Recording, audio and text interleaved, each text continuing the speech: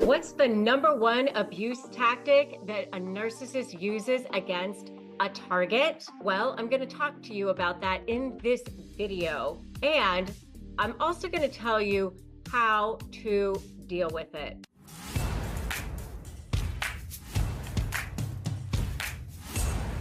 So, the number one abuse tactic that a narcissist uses against a target is this. What they do is they provoke the target either in public or in private. Then they go, "Oh, you're the crazy one. You're the one who has the problem.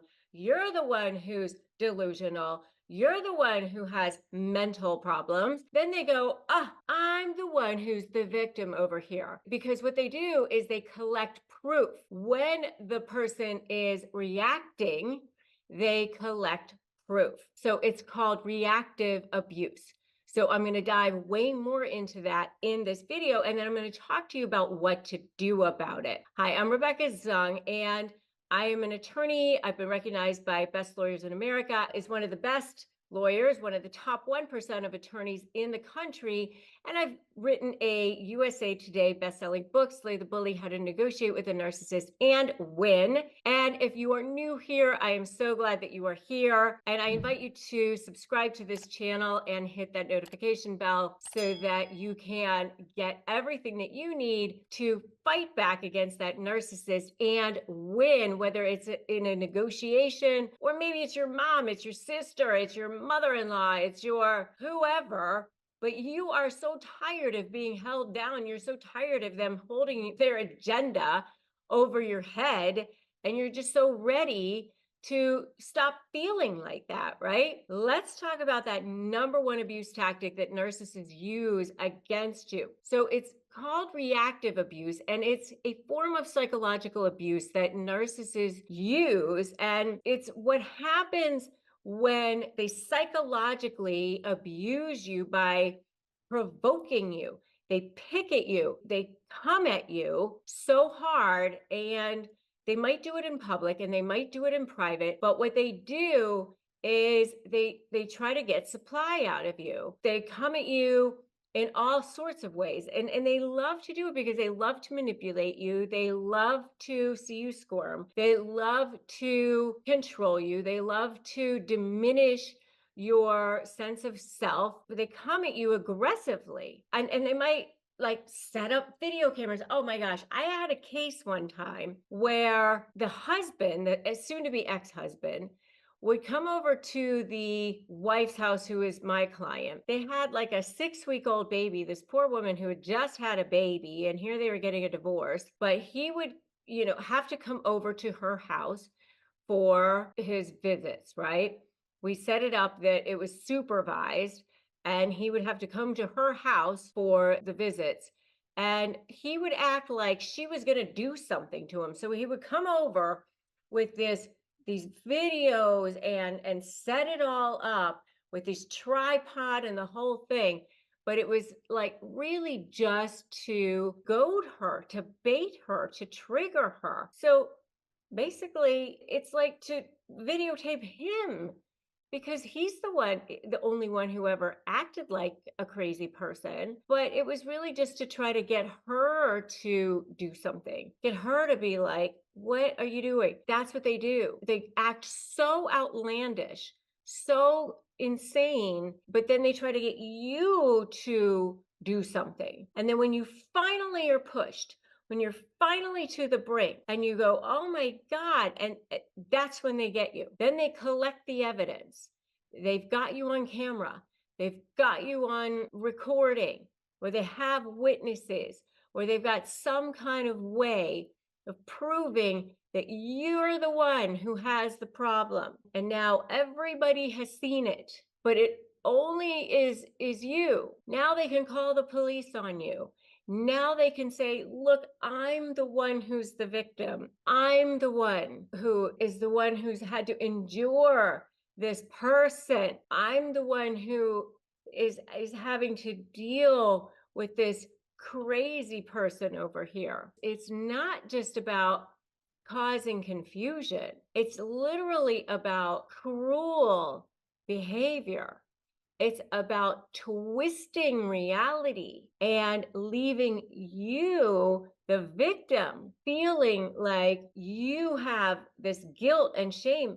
Because when this happens over and over and over again, the victim actually starts to wonder, do I have a problem? Am I the one who's the narcissist? Am I the one who is unstable? Am I the one who is causing the problems? Maybe it is both of us that contribute to this. And so the victim does start to question whether or not it is their problem. And so over time, the narcissist really does do quite a number on the victim and pushes them down and makes them crazy. It not only does a number on them psychologically, but also on their physical health, because their physical health takes a toll as well. I mean, it can cause autoimmune issues, issues on kidneys and hair and skin. If you have seen this before, say, I've seen this in the comments. First of all, you need to have support. So if you need support, join my free private Facebook group, Narcissist Negotiators with Rebecca Zung. Breaking free definitely starts with recognizing this cycle. And so the fact that you're here, the fact that you're watching this is great, is wonderful. Trust your feelings, trust your gut. Know that, hey, I think that this is wrong. I mean, there's this thing that says the minute you start researching narcissists, and starting to think, oh, it's probably right. You probably are dealing with a narcissist. So start setting firm boundaries. Start step 1, don't run. Step 2, make a U-turn. Step 3, break free. That's what I say all the time. Put that invisible shield down around you.